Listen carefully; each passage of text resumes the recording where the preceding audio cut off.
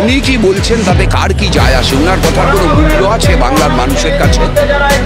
কোনো মূল্য আছে? উনি রামকৃষ্ণ মিশনকে গালাগাল দিচ্ছেন, ভারত সেবাশ্রম সংঘকে গালাগাল দিচ্ছেন, উনি বলছেন কোরআন বাইবেল গীতা শেষ হয়ে যাবে, তাও মমতা ব্যানার্জির উন্নয়ন শেষ হবে না। কোথায় নামাচ্ছেন নিজেকে?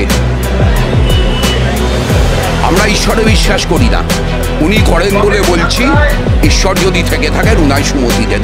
আমি এই প্রসঙ্গেই আসছিলাম যে বাংলার রাজনীতিতে এবার সাধু প্রসঙ্গ। বলছেন যে সাধুরা সরস্বতী রাজনীতি করে দেশের সর্বনাশ করছেন, অন্যদিকে মোদী বাংলায় এসেছেন, এসে বলছেন যে সাধুদের পাশে আছি, মমতা ব্যানার্জিকে আক্রমণ।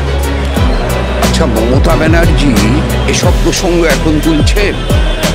এই মোদীদের দলকে উনি ন্যাচারাল অ্যালাই বলেছিলেন, এই মোদীদের দলকে উনি দেশপ্রেমিক বলেছিলেন, এই মোদীদের পরিচালকদের কাছ থেকে উনি দুর্গা উপাধি নিয়েছিলেন, এই মোদীদের দলকে সঙ্গে নিয়ে একটার পর একটা নির্বাচন লড়েছেন, এই মোদীদের দলের সরকারের মন্ত্রী হয়েছেন, একবার নয় অনেকবার, তাদের সঙ্গে জোট করে নির্বাচন লড়েছেন, একবার নয় অনেকবার। কেন এসব বলেন? উনি কি ভাবেন মানুষ সব ভুলে যায়? মানুষের স্মৃতি এত দুর্বল? আমরা বিশ্বাস করি, আমাদের প্রয়াত নেতা জ্যোতি বসু বলতেন, মানুষই ইতিহাস রচনা করেন।